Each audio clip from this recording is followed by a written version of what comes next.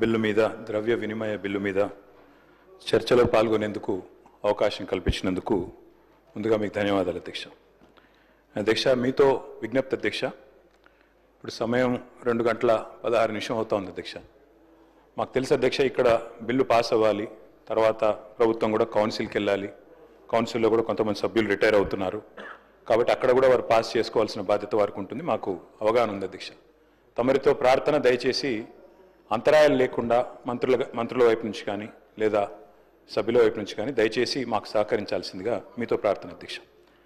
అధ్యక్ష, భారతదేశంలో రాష్ట్రాల ఏర్పాటు అనేది 1952 నుంచి 56 నుంచి కొనసాగుతూ వస్తుంది అధ్యక్ష. చివరగా 2001 సంవత్సరంలో ఆనాడు అప్పుడున్న ఎన్డీఏ ప్రభుత్వం 3 రాష్ట్రాలు ఏర్పాటు చేసింది అధ్యక్ష. తర్వాత ఆ ఏర్పడ్డ 3 రాష్ట్రాలు జార్ఖండ్ కానీ, ఛత్తీస్గఢ్ కానీ, ఉత్తరాఖండ్ కానీ, ఈ 3 కూడా ఈ 2.5 దశాబ్దాలలో ఇంకా కూడా బాలారిష్టాలు అధిగమించలేదు అధ్యక్ష. ఇంకా కూడా ఒక రకంగా చెప్పాలంటే they are going through teething pains. మొన్ననే సెక్రటేరియట్ కట్టుకున్నారు, మొన్ననే అసెంబ్లీ కట్టుకున్నారు, ఇంకా కూడా బాలారిష్టాల్లో ఉన్నారు అధ్యక్ష. కానీ ఏర్పడిన మొట్టమొదటి దశాబ్ద కాలంలోనే మెరుపు వేగంతో దూసుకొని పోయిన మన రాష్ట్రం తెలంగాణ అని చెప్పి గర్వంగా ఒక తెలంగాణ బిడ్డగా నేను చెప్తా ఉన్నాను అధ్యక్ష. అధ్యక్ష, we can proudly say, all of us, cutting across party lines, Telangana is the most successful startup state of independent India, sir. 76 ఏళ్ల భారతదేశ స్వతంత్రానంతరం ఏర్పడ్డ రాష్ట్రం ఇంత స్వల్ప సమయంలో ఇంత ప్రగతి సాధించడం అనేది నిజంగా కూడా మనందరికీ గర్వకారణం అధ్యక్ష.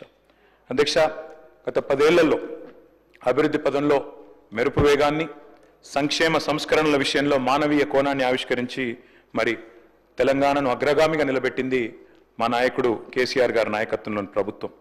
పరిపాలనలో కొత్త ఒరవడిని, ప్రణాళికల రూపకల్పనలో ఒక సరికొత్త పందాను అనుసరించడం వల్లనే తెలంగాణ ముఖ చిత్రం మారింది, తెలంగాణ ప్రజల బ్రతుకు చిత్రం కూడా బాగుపడ్డది అధ్యక్ష. నేనేదో ఊరికే చెప్పడం లేదు సార్.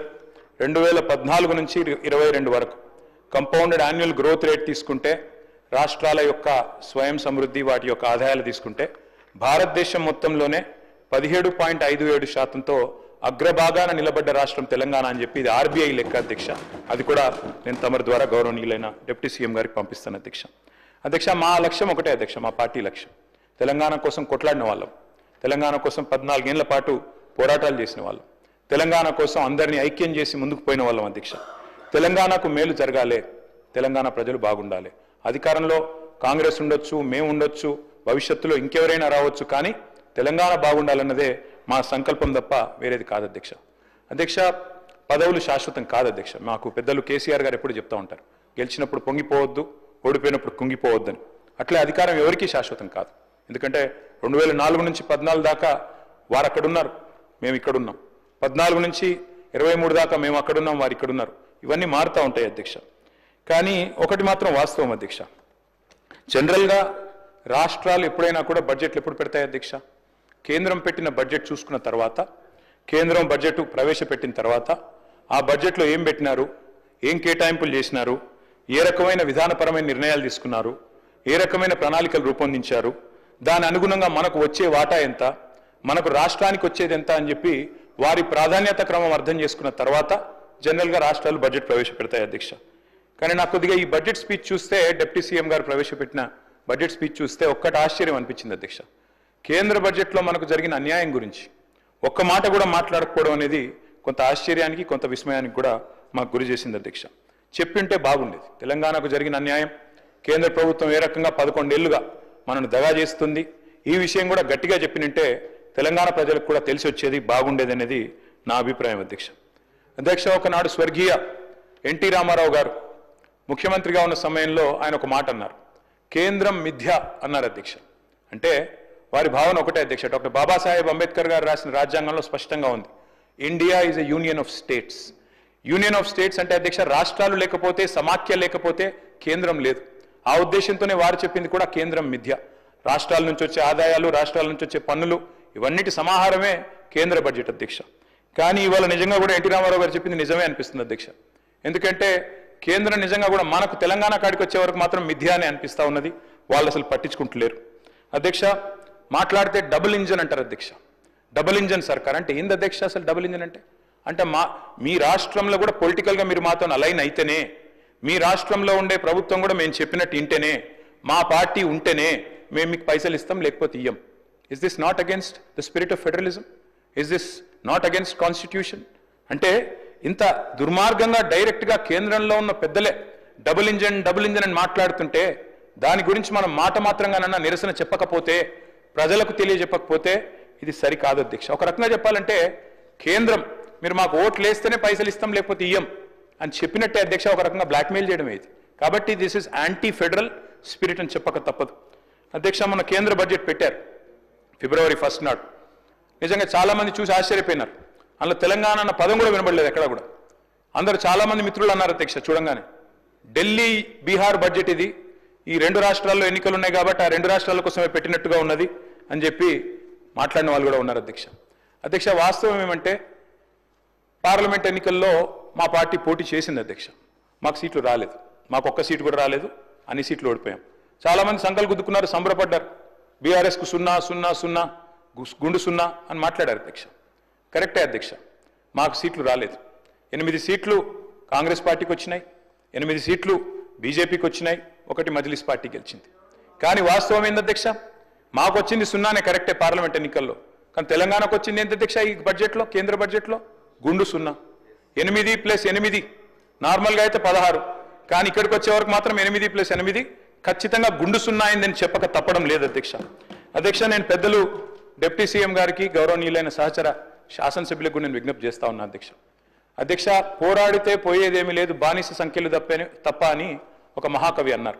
అట్లాగే కొట్లాడకపోతే కేంద్రం కూడా మనకు వినదు అధ్యక్ష, మనతో మాట్లాడదు, మనం అడిగినవి కూడా చేయదు. అడగందే అమ్మ కూడా బోవ పెట్టదంటారు అధ్యక్ష. అట్లే మనం కూడా కొట్లాడాల్సిందే, పోరాడాల్సిందే. దానికోసం మేము కూడా కలిసి రావడానికి సిద్ధంగా ఉన్నాం. డిప్యూటీ సీఎం గారికి, ప్రభుత్వానికి కూడా నేను తెలియజేస్తా ఉన్నాను. ముఖ్యమంత్రి గారు మాట్లాడుతూ అప్పుడప్పుడు అంటారు అధ్యక్ష, సఖ్యతగా ఉండాలి, సత్సంబంధాలు మెయింటైన్ చేయాలి. మేము కూడా చేసినాం సార్. 2014 నుంచి 2020 సంవత్సరం దాకా 6 సంవత్సరాల పాటు సఖ్యతతో ఉండి సాధించుకునే ప్రయత్నం మేము కూడా చేసినాం. ఆనాడు మేము కూడా మిషన్ భగీరథ అని ప్రారంభోత్సవం పెట్టి బ్రహ్మాండమైన కార్యక్రమం చేసి పెద్దలు ప్రధానమంత్రి గారిని ఆహ్వానించి వారి చేతుల మీదుగానే ముఖ్యమంత్రి గారి నియోజకవర్గం గజ్వేల్లో మీటింగ్ పెట్టి బహిరంగ సభ పెట్టి మరీ ఆహ్వానించి సఖ్యతతో సత్సంబంధాలు మెయింటైన్ చేస్తూనే 6 సంవత్సరాల పాటు పిలిచి ఆహ్వానించాం అధ్యక్ష. కానీ ఏమైంది అధ్యక్ష, ఏం జరిగింది, ఏం ఒరిగింది తెలంగాణ కేంద్రం నుంచి? దేశానికే దారి చూపెట్టి ఎన్నో పథకాలు ప్రవేశపెట్టినా కేంద్రం మాత్రం చిల్లి గవ్వ కూడా మనకు విధించలేదు. ఇంతకుముందు ముఖ్యమంత్రి గారు చెప్పారు, పన్నుల రూపంలో రూపాయి ఇక్కడి నుంచి పోతుంటే మనకు తిరిగి 42 పైసలే వస్తున్నదని. అది వాస్తవం అధ్యక్ష, రావడం లేదు. మనం ఇస్తున్నది ఎక్కువ, వారు తిరిగి ఇస్తున్నది తక్కువ. కాపీ కొట్టిన అధ్యక్ష మన పథకాలు ఎన్నో. ఒక ప్రోగ్రెసివ్ స్టేట్గా తెలంగాణ పెట్టిన పథకాలు, రైతు బంధు అనే పథకం దేశంలో ఎక్కడ పెట్టలేదు అధ్యక్ష ఎవరు 75 ఏళ్లలో.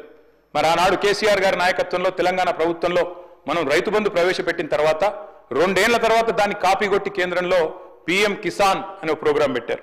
మిషన్ కాకతీయ ఆనాడు టీఆర్ఎస్ ప్రభుత్వం తీసుకొస్తే దాన్ని కాపీ కొట్టి అమృత్ సరోవర్ అనే పథకం తీసుకొచ్చారు. మిషన్ భగీరథ అని మనం ఇక్కడ పెడితే హర్ ఘర్ జల్ అని తర్వాత వాళ్ళు కూడా తీసుకున్నారు. ఆ తర్వాత TS ఐపాస్ అని మనం ఇక్కడ తెస్తే సింగిల్ విండో అని దాన్ని కాపీ కొట్టి అక్కడ తెచ్చుకున్నారు. అభ్యంతరం ఏం లేదు. Imitation is the best form of flattery sir. తప్పకుండా మనం మంచి పనులు చేస్తున్నాం కాబట్టే వాళ్ళకు కూడా నచ్చి అనుకరించారు అనుకోవచ్చు అధ్యక్ష. కానీ బాధ ఎక్కడ అనిపిస్తుంది అంటే ఇవన్నీ అనుకరిస్తారు, మన బాటలో నడుస్తారు, మన డబ్బులు పన్నుల రూపంలో తీసుకుంటారు, కానీ తిరిగి మాత్రం మనకేమీ రాదు అధ్యక్ష. వస్తారు అధ్యక్ష కేంద్ర మంత్రులు దండయాత్రకు వస్తారు. వచ్చినప్పుడు మాత్రం నిజంగా అధ్యక్ష వాళ్ళ పర్యటనలకైనా ఖర్చులు ఇచ్చినా ఇక్కడ 2-3 ప్రాజెక్టులు పూర్తవుతున్నాయి అధ్యక్ష. గంతమంది వస్తారు వచ్చినప్పుడు మాత్రం. వాస్తవం అధ్యక్ష ఇది. నిజంగా చెప్పాలి అంటే అధ్యక్ష, we're one of the largest contributors to India's economy. ఇంతకుముందు ముఖ్యమంత్రి గారు చెప్పారు 19% ఉన్న దక్షిణాది రాష్ట్రాలు 36% GDP కాంట్రిబ్యూట్ చేస్తున్నాయని. Yes, and I'm proud. Yes, of course we're Indians. ముందుగా భారతీయులం, భారత జాతి నిర్మాణంలో పాలు పంచుకుంటున్న వాళ్ళం. భారతదేశాన్ని సాదుతున్న రాష్ట్రాల్లో ఇవాళ టాప్ 5లో తెలంగాణ ఉండడం మనందరికీ గర్వకారణం అనే మాట నేను విజ్ఞప్తి చేస్తా ఉన్నా అధ్యక్ష. మన జనాభా ఎంత అధ్యక్ష భారతదేశంలో? హార్డ్లీ 2.8%. కానీ మన కాంట్రిబ్యూషన్ ఏంది అధ్యక్ష? 5.1% టు GDP ఆఫ్ ఇండియా. మనందరికీ గర్వకారణం అధ్యక్ష. వీఆర్ ఎ బాక్సర్. 50 కిలోల బాక్సర్ 100 కిలోల కాంట్రిబ్యూషన్ ఇచ్చినట్టు అధ్యక్ష. We're punching double our weight. That is Telangana today. That is how I'm a proud Indian, I'm a proud Telangana it అధ్యక్ష. అధ్యక్ష, నేను మిత్రుల ప్రసంగాలు నేను ఈ సమావేశంలో ఈ సెషన్స్లో నేను మాట్లాడలేదు అధ్యక్ష, మొదటిసారి మాట్లాడుతున్నాను. వింటా ఉన్నా అధ్యక్ష మన వాళ్ళందరి ప్రసంగాలు. మన వాళ్ళందరూ ట్రైనింగ్ ఇచ్చినట్టున్నారు అధ్యక్ష. గత ప్రభుత్వం సార్ నేనేమంటా సార్, పురావస్తు పరిశోధక శాఖ అని ఒకటి ఉంటుంది సార్, ఆర్కియలాజికల్ సర్వే అని. అట్లాగే మన వాళ్ళు కూడా ఏదైనా స్టేట్ ఆర్కియలాజికల్ సొసైటీ ఏమైనా పెట్టినప్పుడు అవుతూనే ఉన్నారు గత ప్రభుత్వం. అధ్యక్ష ఓకే, 10 ఏళ్ళు మేము ప్రభుత్వాన్ని నడిపాం కాబట్టి తప్పకుండా వారన్నా వింటున్నాం సార్. నేనేం అంటలేను అధ్యక్ష. గత ప్రభుత్వాలు అని మాట్లాడారు, సరే ఓకే అధ్యక్ష, మాట్లాడండి, విమర్శ చేయొచ్చు, తప్పు కాదు. కానీ గత ప్రభుత్వం అని చెప్పి ఒంటికాల మీద లేచే మీరు ఎందుకు మరి కేంద్రం మీద ఒక్క మాట మాట్లాడలేదు? ఎందుకు కేంద్ర ప్రభుత్వం తెలంగాణలో బడ్జెట్కి అన్యాయం చేసినా ఒక్కరంటే ఒక్కరు మాట్లాడరు? ఇది కూడా చెప్పాలి కదా అధ్యక్ష. వాస్తవం ఏంది అంటే కేంద్ర ప్రభుత్వం బడ్జెట్లో అధ్యక్ష పైన కర్ణాటకలోనేమో అప్పర్ భద్ర అనే ప్రాజెక్టుకు జాతీయ హోదా ఇస్తుంది అధ్యక్ష, కింద పోలవరం ఆంధ్రప్రదేశ్కి, పక్కన మధ్యప్రదేశ్లో కెన్ బెత్వా ప్రాజెక్టు జాతీయ హోదా. అధ్యక్ష వాళ్ళందరికీ ఇచ్చినందుకు మనకేమి ఈర్ష లేదు, అసూయ లేదు, బాధ లేదు, కోపం లేదు. కానీ తెలంగాణకు కూడా ఇవ్వాలి కదా అధ్యక్ష. జాతి నిర్మాణానికి బ్రహ్మాండంగా సహకరిస్తున్నప్పుడు, జాతి నిర్మాణంలో పాలు పంచుకుంటున్నప్పుడు మన కాళేశ్వరానికో పాలమూరు రంగారెడ్డి ఎత్తిపోతల పథకానికో ఒక్క ప్రాజెక్టుకు జాతీయ హోదా ఇవ్వకపోతే నిరసన చెప్పాల్సిన బాధ్యత మన మీద లేదా అధ్యక్ష? హైదరాబాద్కు మనం ఒక ఆర్బిట్రేషన్ సెంటర్ పెట్టుకున్నాం అధ్యక్ష, హైదరాబాద్ ఇంటర్నేషనల్ ఆర్బిట్రేషన్ సెంటర్ అని. అది కూడా చూసి ఓర్వలేదు అధ్యక్ష. మనం పెట్టిన 6 నెలల లోపలనే గుజరాత్లో గిఫ్ట్ సిటీలో వాళ్ళొక పోటీ సంస్థ తెచ్చి నిర్మలా సీతారామన్ గారు బడ్జెట్లో 100 కోట్లు పెట్టి అక్కడ పెట్టారు అధ్యక్ష పోటీ సంస్థ. తెలంగాణ పుట్టుకనే ప్రశ్నించారు అధ్యక్ష. తెలంగాణ పుట్టుకను ప్రశ్నించడమే కాకుండా 6 దశాబ్దాల ఆకాంక్షను అగౌరవపరచడమే కాకుండా వాస్తవాలు చెప్పాలంటే ఒక్కటంటే ఒక్క విభజన హామీని కూడా అమలు చేయలేదు అధ్యక్ష కేంద్రం. అది మాత్రమే కాదు, దారుణమైన మాట, తల్లిని చంపి బిడ్డను బతికిచ్చిండ్రు అనే మాట స్వయంగా ప్రధాని గారు అనవచ్చు అధ్యక్ష. ఇట్లా అవమానాల పరంపర ఒకవైపు. ఇవాళ డిప్యూటీ సీఎం గారు ఖమ్మం నుంచి ఉన్నారు అధ్యక్ష. వారి జిల్లా 7 మండలాలు ఒక్క పెన్నుపోటుతో ఆర్డినెన్స్తో లోవర్ సీలేరు విద్యుత్ కేంద్రం, మా వ్యవసాయ మంత్రి గారు కూడా అదే జిల్లా అధ్యక్ష, ఒక్క పెన్నుపోటుతో అప్రజాస్వామికంగా 7 మండలాలు లోవర్ సీలేరు విద్యుత్ ప్రాజెక్టును లాక్కొని పోయింది కేంద్రం కాదా అధ్యక్ష? అది మాత్రమే కాదు, మరి నిజామాబాద్ జిల్లాకు ఊరించి పసుపు బోర్డుని ఇచ్చారు అధ్యక్ష మొన్న. మరి ఆ పసుపు బోర్డు ఇప్పుడు మొన్న పెట్టినారు కానీ కేంద్ర బడ్జెట్లో ₹1 లేదు దానికి. ఒకవైపు ఏమో పసుపు ధర రావడం లేదు, మద్దతు ధర అని రైతులు రోడ్డు ఎక్కిన పరిస్థితి అధ్యక్ష. మరి మాట్లాడద్దు అధ్యక్ష వాళ్ళు పసుపు రైతులకు జరుగుతున్న అన్యాయం గురించి? అధ్యక్ష బయ్యారం ఉక్కు కర్మాగారం మాట ఇచ్చారు పునర్విభజన చట్టంలో, కానీ పెట్టరు అధ్యక్ష. మేము అడిగినాం 10 ఏళ్లలో 10 సార్లు 20 సార్లు అడిగినాం, పెట్టలేదు. ఈసారి కూడా మరి మీరు వచ్చిన తర్వాత కూడా మీరు కూడా కలిసినా వారు సహకరిస్తలేరు అధ్యక్ష. ఇక్కడ బయ్యారం గురించి ఒక మాట చెప్పాలి అధ్యక్ష. ఒక కేంద్ర మంత్రి గారు మాట్లాడతారు అధ్యక్ష, నేను వారి పేరు తీసుకొని బాగుండదు, మాట్లాడుకుంటూ అంటారు ఆయన బయ్యారంలో అక్కడ ఐరన్ ఓర్ క్వాలిటీ లేదు పెట్టలేమంటారు అధ్యక్ష. ఎగ్జాక్ట్గా బయ్యారం నుంచి 160 కిలోమీటర్ల దూరంలో ఛత్తీస్గఢ్లోని బైలదిల్లా గన్లు ఉన్నాయి అధ్యక్ష, ఇనుము గన్లు ఉన్నాయి. ఇవాళ బైలదిల్లాలోని ఇనుము గన్ల నుంచి 550 కిలోమీటర్ల దూరం అవతల ఉండే వైజాగ్ స్టీల్ ప్లాంట్కి అక్కడికి వెళ్ళి ఇనుము పోతుంది సార్. అట్లే ఈరోజు నేషనల్ హైవే వేస్తున్నారు, అక్కడ నుంచి ముంద్రా పోర్టు తీసుకుపోతారట గుజరాత్కి, 1800 కిలోమీటర్ల అవతలకి, ఏది బయలుదిల్లాకి వెళ్ళి తీసుకుపోతారట. కానీ 180 కిలోమీటర్ల ఇవతలు ఉన్న 160 కిలోమీటర్ల దగ్గరలో ఉన్న బయ్యారంలో మాత్రం స్టీల్ ప్లాంట్ పెట్టడానికి ఇనుము మంచిగా లేదు, అక్కడ క్వాలిటీ లేదు అని మాట్లాడతారు అధ్యక్ష. మరి దీన్ని అడగొద్దా?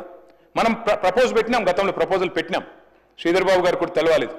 స్లరీ పైప్ లైన్ వేసుకుందాం, కావాలంటే రైల్వే లైన్ వేద్దాం, మేము సగం పెడతాం రాష్ట్ర ప్రభుత్వం నుంచి, మీరు సగం పెట్టండి, కానీ స్టీల్ ప్లాంట్ అయితే పెట్టండి, గిరిజన బిడ్డలు ఉండే ప్రాంతం అని చెప్పి కూడా మేము అడిగాం, కానీ పెట్టలేదు. మరి దాని గురించి మాట్లాడొద్దా అధ్యక్ష? ITIR యూపీఏ ప్రభుత్వం ఉన్నప్పుడు ఇచ్చారు, వీళ్ళు రాగానే రద్దు చేశారు, అడగొద్దా? ITIR టార్గెట్లు మనం దాటినాం ఆల్రెడీ. శ్రీధర్ బాబు గారు 2041లో ఏ టార్గెట్స్ అయితే ITIRలో రీచ్ అవ్వాలనుకున్నామో మనం 2022లోనే రీచ్ అయిపోయినాం, దాటినాం. దట్ ఈస్ తెలంగాణ, సొంతంగానే సాధించుకున్నాం. కానీ అడగాలి కదా, అడగకపోతే అమ్మ కూడా పెట్టదు కదా. కేంద్ర ప్రభుత్వం 48,21,000 కోట్ల బడ్జెట్ పెడితే అందులో మనకు ఒక్క ప్రత్యేక పథకం రాకపోతే, మనకు శటగోపం పెడితే, మాట్లాడకపోతే ఎట్లా అధ్యక్ష? ఒక్కటంటే ఒక్క ఇండస్ట్రియల్ కారిడార్ ఇవ్వలే. హైదరాబాద్ నాగ్పూర్ కానీ, హైదరాబాద్ బాంబే కానీ, హైదరాబాద్ బెంగళూరు కానీ, హైదరాబాద్ చెన్నై కానీ, హైదరాబాద్ విజయవాడ కానీ ఒకటి రాలే. భారతదేశానికి స్వాతంత్రం వచ్చిన తర్వాత మొదటిసారి అధ్యక్ష చేనేత మీద GST వేసిన ప్రభుత్వం కేంద్ర ప్రభుత్వం. మరి అడగొద్దాం మనం చేనేతల గురించి? ఒక్క మెగా పవర్ లూమ్ క్లస్టర్ ఇవ్వలేదు. కేంద్ర మంత్రి ఉన్నారు ఇవాళ మా కరీంనగర్ పార్లమెంట్ నుంచి, కానీ సిరిసిల్ల లాంటి పవర్ లూమ్ క్లస్టర్కి ఒకటి ఇవ్వమని చెప్పి 10 ఏళ్ల నుంచి అడిగినా ఇప్పటివరకు కూడా కనీసం కన్సిడర్ చేయట్లేదు అధ్యక్ష. అట్లే కొత్త హ్యాండ్లూమ్ క్లస్టర్లు రావు. ఇన్స్టిట్యూట్స్ అధ్యక్ష, కొత్త ఎడ్యుకేషనల్ ఇన్స్టిట్యూట్స్ మా సబితా గారు విద్యాశాఖ మంత్రిగా ఉన్నప్పుడు ఒక్కసారి కాదు 20 సార్లు పోయాం అధ్యక్ష. ఒక ఐఐఎం ఇవ్వండి, ఇండియన్ ఇన్స్టిట్యూట్ ఆఫ్ మేనేజ్మెంట్, ఒక నేషనల్ ఇన్స్టిట్యూట్ ఆఫ్ డిజైన్ ఆనాడు ఉమ్మడి ఆంధ్రప్రదేశ్లో ఉండేది, అది పోయింది, మాకు ఇవ్వండి అని అడిగినాం. ఐసర్ ఇవ్వమని అడిగాం. అదే మాదిరిగా IIIT ఇవ్వండి, కరీంనగర్లో ఆల్మోస్ట్ అయిపోయిండే, ఇవ్వమని అడిగినాం. కానీ ఒక్కటి కూడా శాంక్షన్ చేయలే. ఉన్నత విద్యా స్థానాలు, ఉన్నత విద్యా కేంద్రాలు కాదు అధ్యక్ష, చివరికి కొత్త జిల్లాలు పెట్టుకుంటే చట్టం ప్రకారం నవోదయ పాఠశాలలు ఇవ్వాలి, అది కూడా ఇవ్వలేదు అధ్యక్ష. ఒక్క మెడికల్ కాలేజ్, భారతదేశంలో 157 మెడికల్ కాలేజీలు మంజూరు చేస్తే తెలంగాణకు మాత్రం ఒక్క మెడికల్ కాలేజ్ కూడా ఇవ్వలేదు. మరి ఇవన్నీ అడగొద్దా అధ్యక్ష? అది మాత్రమే కాదు అధ్యక్ష, ఒక్క సైనిక్ స్కూల్ కూడా ఇప్పటివరకు ఏర్పాటు చేయలేదు అధ్యక్ష. ఒకవైపేమో మరి మన పన్నులు తీసుకుంటారు, ఇంకోవైపేమో వచ్చి మనని ఈ రకంగా అవమానించే పరిస్థితి. మెహర్బానీ చేసినట్టు మళ్ళీ మీదికెళ్ళి వచ్చి హమ్ ఏ దియే ఓ దియే అంటే అడగకపోతే ఎట్లా అధ్యక్ష? అధ్యక్ష, నేను ఒక మాట ఈ కేంద్ర బడ్జెట్ చూసిన తర్వాత ఒకటి అనిపించింది అధ్యక్ష. వైజాగ్ స్టీల్ ప్లాంట్ కోసం, వైజాగ్ స్టీల్ ప్లాంట్ని తిరిగి మరి దాన్ని ఒక ప్రేరణ ఇవ్వడానికి, ఒక ఉద్దీపన ఇవ్వడానికి, ఒక ఫైనాన్షియల్ స్టిమ్యులస్ ఇవ్వడానికి 11,500 కోట్ల రూపాయల ప్యాకేజ్ పెట్టారు అధ్యక్ష. సంతోషం. వైజాగ్ స్టీల్ ప్లాంట్ విషయంలో మాకేం అభ్యంతరం లేదు అధ్యక్ష, వారు మన సోదరులే, తప్పకుండా వారు కూడా బాగుండాలని కోరుకుంటాం. స్టీల్ ప్లాంట్ వాళ్ళు సమ్మె చేస్తున్నప్పుడు కూడా మేము కూడా అడిగినాం, తప్పకుండా వారికి సహకరించని అడిగినాం. విశాఖ ఉక్కును అమ్మొద్దన్నాం, ప్రైవేటైజ్ చేయొద్దన్నాం. కానీ వారికేమో 11,500 కోట్ల ప్యాకేజ్ ఇచ్చారు అధ్యక్ష. సంతోషం, ఇబ్బంది ఏం లేదు. అదే మరి ఆదిలాబాద్లో అమిత్ షా గారు స్వయంగా వచ్చి చెప్పారు అధ్యక్ష. అమిత్ షా గారు ఎన్నికల ప్రచారంలో చెప్పారు, CCIని తిరిగి తెరిపిస్తాం, సిమెంట్ కార్పొరేషన్ ఆఫ్ ఇండియా. మరి దానికి ₹1 పెట్టకపోతే అడగొద్దా అధ్యక్ష? ఆదిలాబాద్లో CCIనేమో తుక్కు కింద అమ్మేస్తారంట, బయ్యారం ఉక్కు మాత్రం ఉక్కు కాదంట. కానీ వైజాగ్లో ఈరోజు వాళ్లకు అక్కడ పార్లమెంట్ సీట్ల మీద ఆధారపడి ఉన్నారు కాబట్టి అక్కడ మాత్రం 11,500 కోట్లు ఇస్తే దాని గురించి మనం మాట్లాడకపోతే మన బడ్జెట్లో తప్పు అవుతుంది కదా అధ్యక్ష. అధ్యక్ష, సింగరేణి స్వయంగా డిప్యూటీ సీఎం గారే చూస్తున్నారు ఇప్పుడు, ఎనర్జీ డిపార్ట్మెంట్. సింగరేణి అధ్యక్ష, మనం అడిగినాం, గతంలో కేసీఆర్ గారి ప్రభుత్వం అడిగింది, మీరు దయచేసి నామినేషన్ మీద బొగ్గు గనులు ఇవ్వండి సింగరేణికి. ఎట్లా అయితే మీరు గుజరాత్ మినరల్ డెవలప్మెంట్ కార్పొరేషన్కి ఇచ్చినారో నామినేషన్ మీద, అట్లే మాకు కూడా ఇవ్వండి అని అడిగినాం. కానీ ఇవ్వరు అధ్యక్ష. గుజరాత్కు ఒక న్యాయం, తెలంగాణకు ఇంకో న్యాయం అన్నట్టుగా ఇవ్వడం లేదు అధ్యక్ష. చివరికి అధ్యక్ష, మనం కనుక పట్టించుకోకపోతే సరే, మనం సింగరేణిలో 51% మనం, 49 వాళ్ళు, కానీ భవిష్యత్తులో డిజిన్వెస్ట్మెంట్ ప్రపోజల్ పెట్టినా ఆశ్చర్యం లేదు అధ్యక్ష. అదే మాదిరిగా అధ్యక్ష, నీతి ఆయోగ్ సిఫారసు చేసింది, మిషన్ కాకతీయ, మిషన్ భగీరథ మంచి పథకాలు 24,000 కోట్లు కేటాయించండి అని కేంద్ర ప్రభుత్వానికి సిఫారసు చేస్తే 24 పైసలు ఇవ్వలేదు అధ్యక్ష. అందుకే అంటున్నాం, మరి అడగాల్సింది అడగాలి. మా వాళ్ళు బీజేపీ మిత్రులు, ఎమ్మెల్యేలు, ఎంపీలు బ్రహ్మాండంగా నిజామాబాద్లో, ఆదిలాబాద్లో గెలిచినారు అధ్యక్ష. దుబాయ్ పోయి ప్రచారం చేసినారు, అక్కడ గల్ఫ్ కార్మికులు, వలస కార్మికులు ఉంటే అక్కడ కూడా పోయినారు. మీకేదో చేస్తామన్నారు, గల్ఫ్ వాళ్ళని చూసుకుంటాం, పెద్దపీట చేస్తాం, బాగా చేస్తామన్నారు అధ్యక్ష. మరి ₹1 పెట్టలేదు కదా అధ్యక్ష గల్ఫ్ కార్మికుల కోసం. మాట్లాడొద్దా? జహీరాబాద్ నిమ్స్కి మొండి చేయి, హైదరాబాద్ మెట్రోకు మొండి చేయి, వెనుకబడిన జిల్లాల నిధుల విషయంలో నిర్లక్ష్యం, విద్యుత్ బకాయిలు ఏవైతే ఆంధ్ర నుంచి రావాలనో వాటి విషయంలో మాట్లాడరు. మరి ఇవన్నీ ఇప్పించాల్సిన బాధ్యత కేంద్రం మీద లేదా? అడగాల్సిన బాధ్యత మన మీద లేదా? 2 మంత్రులున్నారు అధ్యక్ష కేంద్రంలో, మన రాష్ట్రం నుంచి. ఒకరేమో సహాయ మంత్రి, ఇంకొకరేమో అసహాయ మంత్రి. ఇద్దరు కూడా పట్టించుకోరు, మాట్లాడరు అధ్యక్ష. తెలంగాణకు అన్యాయం జరుగుతున్నా వారు మాత్రం నోరు మెదపరు అధ్యక్ష. తెలంగాణలో ఇంత పెద్ద డిఫెన్స్ ఈకోసిస్టమ్ ఉంది, కానీ ఒక్కరు కేంద్ర మంత్రులు మాట్లాడరు. మన డిఫెన్స్ కారిడారు బుందేల్ఖండ్కి తరలిపోతే ఇక్కడ ఇంత పెద్ద ఈకోసిస్టమ్ ఉండి ఇన్ని వేల కోట్ల ఎక్స్పోర్ట్స్ ఇక్కడి నుంచి అవుతుంటే, తెలంగాణ ఏరోస్పేస్ రంగం, డిఫెన్స్ రంగం జాతీయ స్థాయిలో అవార్డులు సంపాదిస్తుంటే ఈరోజు బుందేల్ఖండ్కి వెళ్ళిపోతుంది అధ్యక్ష, మాట్లాడరు. అదే మాదిరిగా అధ్యక్ష, వ్యవసాయ మోటార్లకు మీటర్లు పెట్టాలని చెప్పి ఆనాడు ఉదయ్ స్కీమ్లో చేరాలని చెప్పి మా మెడ మీద కత్తి పెట్టినా, FRBMలో అడిషనల్గా 0.5% ఇస్తాం, 30,000 కోట్లు 5 ఏళ్ల లోపల మీకు వస్తుంది తీసుకోండి అంటే కూడా మేము ఒప్పుకోలేదు. రైతుల విషయంలో రాజీ పడమని చెప్పినాం. అది మోటార్లకు మీటర్లు పెట్టే విషయమైనా, వ్యవసాయ నల్ల చట్టాలైనా ఆ రోజు మేము ఒప్పుకోలేదు. నేను రాష్ట్ర ప్రభుత్వానికి విజ్ఞప్తి చేస్తా ఉన్నాం, మీరు కూడా దయచేసి వ్యతిరేకిస్తారని ఆశిస్తా ఉన్నాం. ఎందుకంటే వారు పెట్టే ఈ నిబంధనలు మంచిది కాదు అధ్యక్ష. అధ్యక్ష, మేము బలంగా నమ్మేది ధర్మంతో కూడిన రాజకీయాలు చేయాలి తప్ప రాజకీయాల్లోకి ధర్మాన్ని లాగకూడదు అధ్యక్ష. పెద్దలు కేసీఆర్ గారు ఆయన ముఖ్యమంత్రిగా ఉన్నప్పుడు బహుశా ఆయన చేసినన్ని యాగాలు ఎవరు కూడా చేస్తున్నారు అధ్యక్ష, ఒక ముఖ్యమంత్రి పదవిలో ఉన్నవాళ్ళు. మరి పాదం నుంచి శిఖరం వరకు కృష్ణశిలలతో నిర్మించిన అపురూపమైన దేవాలయం, 1000 ఏళ్ల వైభవం యాదగిరి లక్ష్మీ నరసింహస్వామి గారి దేవాలయం అధ్యక్ష. మరి దేశం కోసం ధర్మం కోసం అని రోజు చెప్పేటోళ్ళు అధ్యక్ష, మా వేములవాడ రాజన్న గుడికి రూపాయి తెచ్చిండ్రా అధ్యక్ష? మా ధర్మపురి లక్ష్మీ నరసింహస్వామి గారి ఆలయానికి రూపాయి ఇచ్చిండ్రా? భద్రాద్రి రాములవారి ఆలయానికి ఒక 1/2 పైసా ఇచ్చిండ్రా? లేదా జోగులాంబ అమ్మవారికి 1 పైస ఇచ్చిండ్రా? కొండగట్ట అంజన్న ఆలయానికి 1 రూపాయి వచ్చిందా అధ్యక్ష? బాసర సరస్వతి ఆలయానికి 1 రూపాయి తెచ్చిండ్రా? కురుమూర్తి ఆలయానికి 1 పైసా ఇచ్చిండ్రా? అందుకే అంటున్న అధ్యక్ష, నేను అడగాలే, అడగకపోతే స్పందించరు. సమ్మక్క సారక్క జాతర అధ్యక్ష, ప్రపంచంలోనే అతిపెద్ద గిరిజన జాతర. అద్భుతంగా మేమున్నప్పుడు నిర్వహించాం, మీరు కూడా నిర్వహిస్తారని ఆశిస్తున్నాం అధ్యక్ష. సమ్మక్క సారక్క జాతరకు జాతీయ హోదా ఇవ్వాల్సిన అవసరం లేదా? మహాకుంభమేళాకేమో ఇవాళ కేంద్ర ప్రభుత్వం 2100 కోట్లు ఇచ్చింది అధ్యక్ష ఉత్తరప్రదేశ్ రాష్ట్రానికి, 2100. అదే మరి మనకు ఒక 21 రూపాయలు కూడా ఇచ్చేందుకు మనసు లేదా? మరి ఎందుకు అధ్యక్ష వాళ్ళని అడగొద్దు? అందుకే అంటా ఉన్న అధ్యక్ష, అడగాలి. అడిగితేనే మరి అమ్మైనా అన్నం పెడుతుంది అధ్యక్ష. అధ్యక్ష 5 ట్రిలియన్ ఎకానమీ అని పిఎం అంటున్నారు, మరి మన సీఎం ఏమో 1 ట్రిలియన్ ఎకానమీ అంటున్నారు. 1 ట్రిలియన్ ఎకానమీ అంటే ఏంటిది అధ్యక్ష? భట్టి గారు కూడా బడ్జెట్ స్పీచ్లో చెప్పినారు, డిప్యూటీ సీఎం గారు. $1 ట్రిలియన్ అంటే అధ్యక్ష ఇవాళటి ధరల్లో తీసుకుంటే 88 లక్షల కోట్ల అధ్యక్ష. ఇవాళ మన అసెంబ్లీ అంటున్నాం, మన్నించాలి, మన రాష్ట్రం యొక్క జిఎస్డిపి సైజ్ చూసుకుంటే మనం ప్రస్తుతం 16 లక్షల కోట్ల కాడున్నాం. గ్రోత్ రేట్ చెప్పారు, జిఎస్డిపి గ్రోత్ రేట్ 10.1% అని చెప్పారు బడ్జెట్ స్పీచ్లో. మరి అదే రేటు ఉంటుంది అనుకుంటే అధ్యక్ష, మరి ప్రస్తుత ధరల ప్రకారం అయితే 17 ఏళ్ళు, కానీ స్థిర ధరల ప్రకారం అయితే 35 ఏళ్ళు పడుతుంది అధ్యక్ష. కానీ భట్టి గారు చెప్పినప్పుడేమో 2030 కల్లా దీన్ని సాధిస్తాం 1 ట్రిలియన్ ఎకానమీ అన్నారు. ఎట్లా సాధిస్తారో దయచేసి ఆ సీక్రెట్ మాకు కూడా చెప్పాలని చెప్పి కూడా నేను వారిని కోరుతా ఉన్నా అధ్యక్ష. అధ్యక్ష అటు కేంద్ర సర్కారు, ఇటు రాష్ట్ర సర్కారు అధ్యక్ష, ఇద్దరు కూడా నినాదాలు ఘనం అధ్యక్ష, విధానాలు మాత్రం శూన్యం. కొటేషన్లు అధ్యక్ష, బడ్జెట్ స్పీచ్లో అక్కడ ఇక్కడ కొటేషన్లు పుష్కలం, అలొకేషన్లు మాత్రం నిష్ఫలం అధ్యక్ష. ఇక మన దగ్గర చెప్తారు అధ్యక్ష, బడే బాయ్తో మాషాల్లా అంటే చోటే బాయ్ సుబాన్ అల్లా అన్నట్టుంది అధ్యక్ష మన పరిస్థితి ఈరోజు. 2 బడ్జెట్లు చూస్తే పిఎం ఏమో 2 కోట్ల ఉద్యోగాలు అన్నారు, సీఎం ఏమో 2 లక్షల ఉద్యోగాలు అన్నారు. ఇద్దరు ఇయ్యలే అధ్యక్ష. అధ్యక్ష పిఎం ఏమో 2022 నాటికి అందరికి ఇండ్లు ఇస్తానన్నాడు అధ్యక్ష. సీఎం ఏమో పోయిన బడ్జెట్లో చెప్పింది అధ్యక్ష, జూన్లో 4.5 లక్షల ఇండ్లు ఇస్తామన్నారు అధ్యక్ష. అందులో మా దళిత సోదరులకు, గిరిజన సోదరులకు 5 లక్షలు కాదు 6 లక్షలు ఇస్తామన్నారు అధ్యక్ష.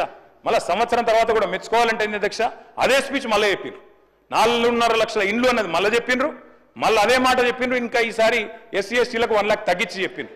నేను డిప్యూటీ సీఎం గారిని కోరుతా ఉన్నా అధ్యక్ష, 1 లక్ష ఏదైతే తగ్గించారో దయచేసి నేను డిప్యూటీ సీఎం గారిని అడుగుతా ఉన్నా, మీరు పెద్దలు మల్లికార్జున్ ఖార్గే గారిని ఇక్కడికి ఆహ్వానించి చేవెళ్ల ఎస్సీ ఎస్టీ డిక్లరేషన్లో భాగంగా మీరు చెప్పిందే అది, ఎస్సీ ఎస్టీలకు గృహ నిర్మాణానికి ఇందిరమ్మ ఇంటికి 1 లక్ష ఎక్కువ ఇస్తామని చెప్పారు. దయచేసి రీఅప్రోప్రియేట్ చేయండి, ఖచ్చితంగా 6 లక్షలు అని మీరు ఇచ్చిన మాటను నిలబెట్టుకోవాలని చెప్పి మా పార్టీ తరఫున అడుగుతా ఉన్నా అధ్యక్ష. అధ్యక్ష పిఎం వైబ్రెంట్ గుజరాత్ అన్నారు, సీఎం రైజింగ్ తెలంగాణ అంటున్నారు. పిఎం 125 లక్షల కోట్ల అప్పు చేసిండ్రు, సీఎం 1,58,000 కోట్ల అప్పు సంవత్సరంలో మాత్రం చేసిరు అధ్యక్ష. అధ్యక్ష పిఎం ప్రతి ఖాతాలో 15 లక్షలు అన్నారు, సీఎం ఏమో ప్రతి ఖాతాలో 15,000 అన్నారు రైతులకి. ఇద్దరు వేయలే అధ్యక్ష. అధ్యక్ష ఈస్ట్ మన్ కలర్ లో సినిమా మాత్రం బాగా చూపెట్టారు అధ్యక్ష, కానీ తెలంగాణ ప్రజలకు అటు కేంద్ర బడ్జెట్తో ఇటు రాష్ట్ర బడ్జెట్తో ఒరిగింది మాత్రం 0 అధ్యక్ష.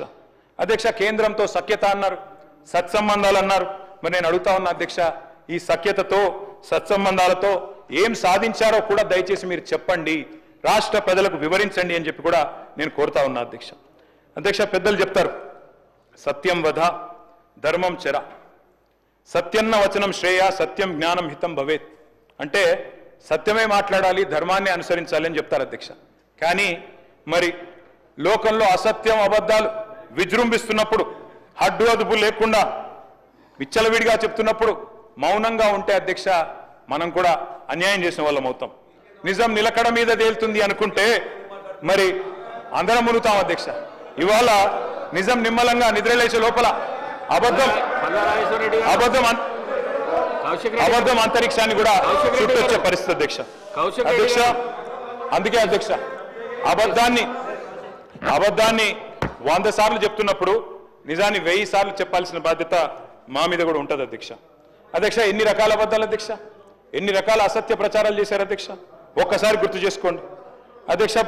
మేము ఆనాడు ప్రభుత్వం నుంచి దిగిపోయిన తర్వాత మొదటి వారంలో అధ్యక్ష పేపర్లో వార్తలు ఏదో ల్యాండ్ క్రూజర్లు కొన్నారు, విజయవాడలో దాచిపెట్టారు. ఇవాళ ఎవరు వాడుతున్నారు సార్ అవి ల్యాండ్ క్రూజర్లని? ఎక్కడ పోయినాయి సార్ అవన్నీ? దాచిపెట్టారట. ప్రభుత్వం కొంటే కూడా గట్ల బదనాం చేయొచ్చా సార్? అధ్యక్ష ప్రగతి భవన్ లో 100 రూమ్లు. మినిస్టర్ గారు సార్ ఒక్క నిమిషం సార్, ఆయన బ్రేక్ ఇస్తా ఉన్నాము. మా ప్రభుత్వం వచ్చిన తర్వాత ల్యాండ్ క్రూజర్ కొనాలని కూడా ఆలోచన చేయలేదు అధ్యక్ష. కానీ వారు ల్యాండ్ క్రూజర్ రాబోయే 10-15 సంవత్సరాలు 20 సంవత్సరాలు మేమే ప్రభుత్వంలో ఉంటామని, మాకే ఈ ల్యాండ్ క్రూజర్లు ఉండాలని ఆలోచన చేసిన అధ్యక్ష. ప్రజలేం ఆలోచన చేసిండ్రు? ఈరోజు ఏ వాహనాలకు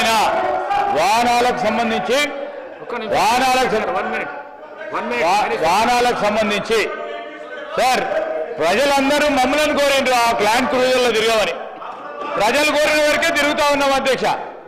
ఈరోజు ఏది చేసినా ప్రజలకు సంబంధించి వారు ఇచ్చిన తీర్పుతోనే మనం అందరం కూడా ఇక్కడ నడుస్తా ఉన్నాం. అది దృష్టిలో పెట్టుకొని మా కేటీఆర్ గారు మాట్లాడాల్సిందిగా కోరుతా ఉన్నాం. కేటీ రామారావు గారు. స్పీకర్ సార్, నేనేం అనలేదు అధ్యక్ష. తప్పకుండా యువర్ ఎలిజిబుల్ సార్. మీరు కూడా కష్టపడ్డారు, కష్టపడే ప్రజాక్షేత్రంలో కష్టపడే గెలిచి వచ్చారు. నేను వేరే ఏమనట్లేదు. కానీ అసత్యాలు ప్రచారం చేసి అదేదో మేము దాచిపెట్టుకొని మేము మా కోసమే దాచుకున్నట్టు ప్రచారాలు చేయడం తప్పు అని చెప్తున్నా అధ్యక్ష. అట్లాగే ప్రగతి భవన్లో 100 రూమ్లు ఉన్నాయన్నారు అధ్యక్ష. 100 రూమ్లు. మరి ఇవాళ డిప్యూటీ సీఎం గారు అక్కడ ఉంటున్నారు. ఎన్ని రూమ్లు ఉన్నాయో బట్ అన్నా మీరే చెప్పాలి. ఎందుకంటే 100 రూమ్లను ప్రచారం చేసింది వారే. మేము ఉద్యోగాలు ఇవ్వలేదన్నారు అధ్యక్ష. కానీ మేము ఇచ్చిన ఉద్యోగాలకి ఇవాళ వీళ్ళు పత్రాలు ఇచ్చుకుంటాం, మేము ఉద్యోగాలు ఇవ్వలేదని చెప్పి ప్రచారం చేశారు అధ్యక్ష. అట్లాగే రేషన్ కార్డులు ఇవ్వలేదంటారు అధ్యక్ష. ఎన్నికలకు ముందు ప్రతిపక్షంలో ఉన్నప్పుడు చెప్తే ఒక అర్థం ఉంటుంది అధ్యక్ష. ఇవాళ వారు అధికారంలో ఉన్నారు. అధికారంలో ఉన్న తర్వాత వాళ్ళకు కూడా తెలుసు 2014 నుంచి 24 వరకు 6.5 లక్షల రేషన్ కార్డులు ఇచ్చిన విషయం వారికి కూడా తెలుసు. కానీ తెలిసి కూడా ఇంకా బుకాయించడం మంచిది కాదు. అన్నిటికీ మించి అధ్యక్ష బాధ ఎక్కడ అనిపిస్తుంది అంటే అన్నిటికీ మించి రాష్ట్ర ఆర్థిక పరిస్థితి మీద, అప్పుల మీద మీరు చెప్తున్న అసత్యాలు ఏవైతున్నాయో దయచేసి ఇది మంచిది కాదు. దయచేసి రాష్ట్రాన్ని శపించడం మన ఎవరికి మంచిది కాదు అని చెప్పి పెద్దలకు నేను విజ్ఞప్తి చేస్తా ఉన్నాను. అందుకే అధ్యక్ష వారికి నేను గుర్తు చేస్తా ఉన్నాను. ఎక్కడ ఏముందో తెలియని పరిస్థితిలో ఆనాడు అప్పుడే కొత్తగా ఏర్పడ్డ రాష్ట్రంలో ఒక కొత్త సంసారంలో కదా ఒక కొత్త కుండలో ఈగజ్ వచ్చినట్టు ఆనాడు జూన్ 2, 2014 నాడు మేము పదవి బాధ్యతలు చేపట్టిన నాడు నిజానికి ఆర్థిక పరిస్థితి గురించి రాష్ట్రంలో ఎవరికి కూడా సరైన అంచనా లేదు. కానీ అలాంటి పరిస్థితుల్లో మరి 9.5 ఏళ్ళు యావత్ దేశమే అబ్బురపడే విధంగా ఇవాళ ఒక నవనవోన్మేష తెలంగాణను తీర్చిదిద్ది భారతదేశంలోనే అగ్రభాగాన్ని నిలబెట్టింది ఖచ్చితంగా కేసీఆర్ గారి నాయకత్వం అనే మాట కుండబద్దలు కొట్టినట్టు ఒప్పుకోక తప్పదు అధ్యక్ష, చెప్పక తప్పదు అధ్యక్ష. 2023 డిసెంబర్ 3 నాడు కట్టిన ఇల్లు, పెట్టిన పొయ్యి, వడ్డిచ్చిన విస్తర్ లాంటి స్వయం పోషక సస్యశ్యామల స్వయం సమృద్ధి కలిగిన రాష్ట్రాన్ని మీ చేతుల్లో పెట్టినాం. అమోఘమైన ఆర్థిక సౌష్ఠవాన్ని సమకూర్చి చెప్తా తొందరపడక వినుండ్రి బ్రహ్మాండంగా అధ్యక్ష మరి సకల సౌకర్యాలతో అప్పజెప్పినాం అధ్యక్ష. నేను చెప్పేది ఏది కూడా నా కవిత్వం కాదు అధ్యక్ష. నేను I will give you exact reports. Speaker గారు మీ దగ్గర పెడతాను. మిత్రులు ఎవరికైనా ఇంట్రెస్ట్ ఉంటే ఆసక్తి ఉంటే చూసుకోవచ్చు అధ్యక్ష. 9.5 ఏళ్ళు ఆనాడు రాష్ట్ర సంపదను పెంచి పేదలకు పంచి సంక్షేమాన్ని ప్రగతిని జోడుగుర్రాల మాదిరిగా రాష్ట్రాన్ని పరుగులు పెట్టించినాం అధ్యక్ష. 2 ముఖ్యమైన ఉపద్రవాలు, డిమానిటైజేషన్ పెద్ద నోట్ల రద్దు, అదేవిధంగా కరోనా. ఇవి జనరల్ గా ప్రభుత్వాలకు ఇట్లాంటి ఛాలెంజెస్ రావు, వచ్చినా కూడా వాటిని తట్టుకొని మరి బ్రహ్మాండంగా నడిపినాం అధ్యక్ష. ఇది నాది కాదు అధ్యక్ష. నేను చెప్పేది మరి నిన్నటికి నిన్న కేంద్ర ప్రభుత్వమే స్వయంగా చెప్పింది అధ్యక్ష. నేను చూపెడతాను అధ్యక్ష. ఎన్నిసార్లు చెప్పినా, ఎన్ని రకాలుగా చెప్పినా వీళ్ళ అర్ధసత్యాలు అసత్యాల ప్రచారం మాత్రం మానడం లేదు అధ్యక్ష. పోయిన సెషన్లో హరీష్ రావు గారు వివరంగా చెప్పారు. అప్పుల సంఖ్య ఎంత, అప్పుల పరిమాణం ఎంత అని వివరంగా చెప్పారు అధ్యక్ష. గత 10 ఏళ్ళు బట్టన్న శ్రీధరన్న ఇద్దరు ఉన్నారు అధ్యక్ష ఇక్కడ. ఆనాడు సిఎల్పి లీడర్గా, ఇక్కడ ఫ్లోర్ లీడర్గా బట్టి విక్రమార్క గారు ప్రతి అప్రాపరేషన్ బిల్లో మాట్లాడారు, ప్రతి బడ్జెట్ మీద మాట్లాడినారు. గవర్నర్ ప్రసంగం మీద మీరే మాట్లాడినారు లేదా శ్రీధర్ బాబు గారు మాట్లాడినారు. ఇవాళ మీ చేతుల్లోనే పగ్గాలు ఉన్నాయి. ఆనాడు మీ దగ్గర సిఏజీ రిపోర్ట్లుండే, మొత్తం ఆర్బీఐ రిపోర్ట్లుండే, ఎవ్రీ ఇయర్ బడ్జెట్ మీరు చూసినారు. ఆ రోజు మరి మీరు ఇక్కడ లేనట్టు ఇవాళనే కొత్తగా వచ్చినట్టు ఇవాళ మాట్లాడడం ఏదైతే ఉందో ఆనాడు లేని అప్పులనేవో ఇవ్వాలేదో ఉన్నట్టుగా చూపెట్టడం ఏదైతే ఉందో ఇది కరెక్ట్ అని నేను అడుగుతా ఉన్నా అధ్యక్ష. అధ్యక్ష మాట్లాడితే బడ్జెట్ స్పీచ్లో కూడా చెప్పారు ఆర్థిక అరాచకత్వం అట అధ్యక్ష. నేను అడుగుతున్నా అధ్యక్ష భట్టి గారిని, ఆర్థిక అరాచకత్వం నిజమే అయితే మరి మా గవర్నమెంట్లో 11 బడ్జెట్లు ప్రవేశపెట్టింది అధ్యక్ష అక్కడ కూర్చున్న ప్రిన్సిపల్ సెక్రటరీ రామకృష్ణారావు గారు. ఇవాళ మీ గవర్నమెంట్లో కూడా 3 బడ్జెట్లు ప్రవేశపెట్టింది ఆయనే. ఆర్థిక అరాచకత్వం నిజమే అయితే మరి వారే ఉన్నారు కదా అధ్యక్ష ఆనాడు, మళ్ళీ వారిని మీరు కొనసాగిస్తున్నారు ఈనాడు. ఆనాడు నిజంగానే తప్పులు జరిగిన మాట వాస్తవమే అయితే నేనైతే I wish Ramakrishna Rao all the best. I hope that he'll also become chief secretary. కానీ నేననేది ఏమంటే అధ్యక్ష ఆర్థిక అరాచకత్వం అని మాట్లాడి మరి వారిని అక్కడే కొనసాగిస్తున్నారు అంటే అయితే అదన్నా తప్పు లేదా ఇదన్నా తప్పు, ఏది తప్పు వారే చెప్పాలా అధ్యక్ష. 10 ఏళ్లలో నేను స్పష్టంగా చెప్తా ఉన్నా అధ్యక్ష, హరీష్ రావు గారు ఇదివరకు చెప్పారు, నేను కూడా చెప్తాను, లెక్క చెప్పమంటే మొత్తం చెప్తాను. 10 ఏళ్లలో చేసిన అప్పు సంవత్సరానికి 41,000 కోట్లు మాత్రమే. మీరు ఒక్క సంవత్సరంలోనే చేసిన అప్పు 1,58,000 కోట్లు. మేము చేసింది 41,000 కోట్లయితే మీరు ఒక్క సంవత్సరంలో దానికి 4 రెట్లు చేసినారనేది వాస్తవం అధ్యక్ష. అధ్యక్ష ఇది నాది కాదు అధ్యక్ష రిపోర్టు.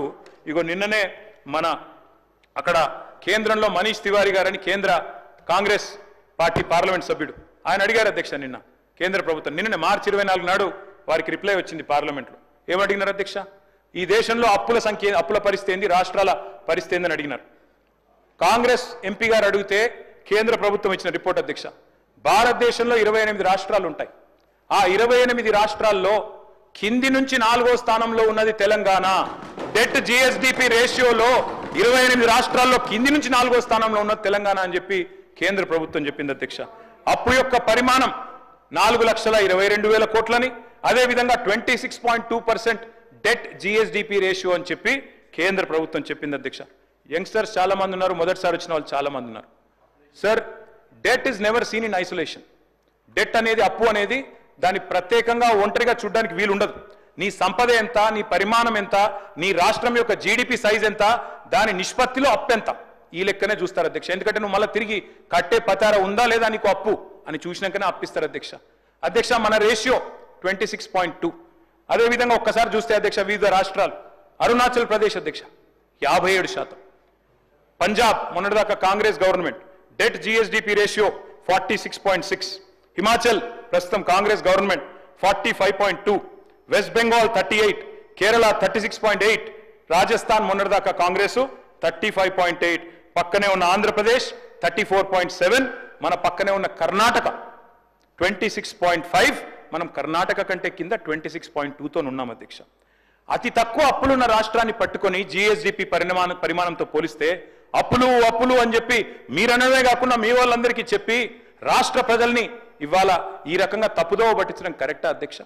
అది మాత్రమే కాదు అధ్యక్ష, వడ్డీలపై కూడా వక్రీకరణలు, అసలు ఎంత కడుతున్నాం, వడ్డీలు ఎంత కడుతున్నాం అని ముఖ్యమంత్రి గారి నుంచి మొదలు పెడితే కింది స్థాయి దాకా ప్రతిరోజు మాట్లాడుతున్నారు అధ్యక్ష. I'm not quoting my own report అధ్యక్ష, I'm quoting the controller and auditor generals report, CAG report అధ్యక్ష. ఇది లేటెస్ట్ రిపోర్ట్.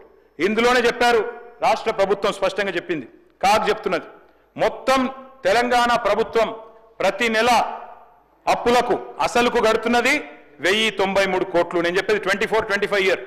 ప్రతి నెల వడ్డీలు గడుతున్నది 1,662 కోట్లు. 2 కలిపితే అసలుకు వడ్డీకి 2 కలిపితే మొత్తం అయ్యేది 2,755 కోట్లు. 2,755 కోట్లు.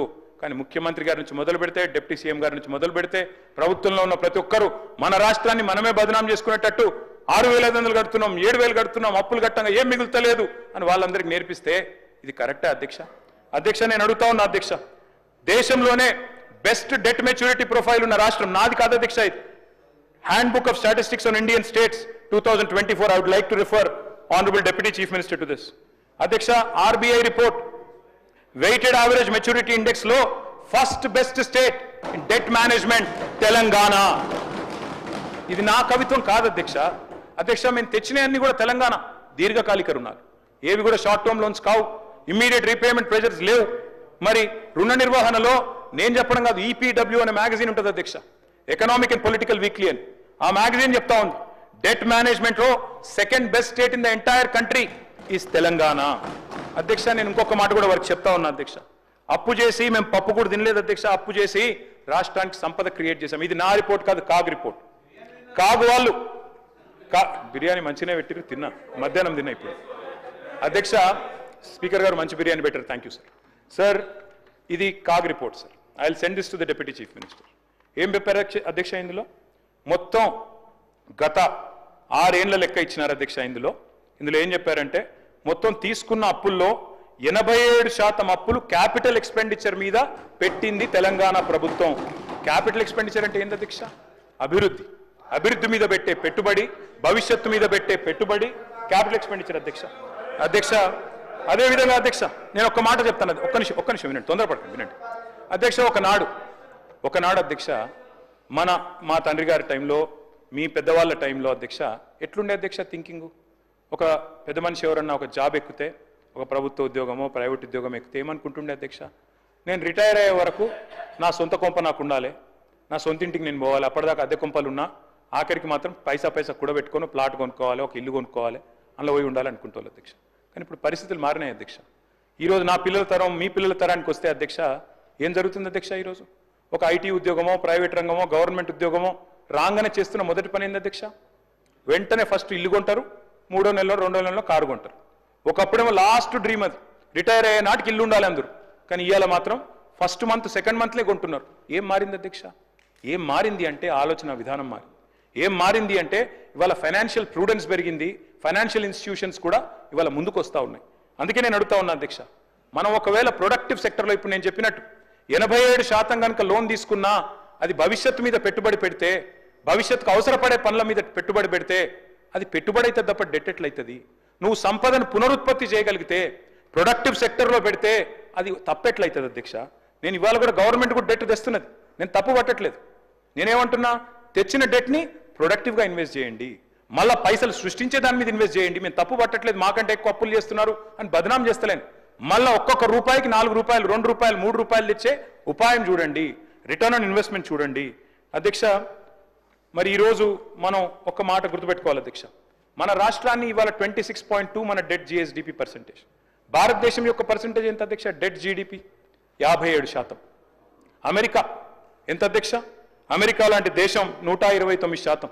అదేవిధంగా జపాన్ అధ్యక్ష, ఎదిగిన దేశాల్లో జపాను అమెరికా ఇవే చెప్తారు అధ్యక్ష, దాదాపు 269 డెట్ జిఎస్డిపి రేషియో అధ్యక్ష. అదేవిధంగా సింగపూర్ 214. నేను ఎందుకు చెప్తున్నా అంటే, వేరే దేశాలు ఎందుకు చెప్తున్నా అంటే, ఎదిగిన ఏ దేశమైనా, నేను ఒకటి అడుగుతా అధ్యక్ష, ఈరోజు ఇక్కడ మనం 119 మంది ఉన్నాం, ఏ ఒక్కళ్ళని అప్పులేని వాళ్ళు ఉన్నారా సార్? ఇక్కడ అప్పులేని వాళ్ళు ఎవరైనా ఉన్నారా? డెట్ ఫ్రీ ఎవరైనా ఉన్నారా సార్? ఉండరు సార్. ఒక బట్టన్ ఉన్నాడు, అన్న యువర్ గ్రేట్ అన్న, మీరు ఒక్కరే, మీరు చూడండి ఎవరు చెప్తలేరు, మీరు ఒక్కరే. ఫైనాన్స్ మినిస్టర్ సార్, వారు ఫైనాన్స్ మినిస్టర్ కాబట్టి వారికి నడుస్తారు సార్, మిగతా వాళ్ళకి నడవదు అధ్యక్ష. నేను ఒక్క మాట అడుగుతున్నా అధ్యక్ష, మనందరం కూడా గుండె మీద చేసుకుని ఆలోచించాలి అధ్యక్ష.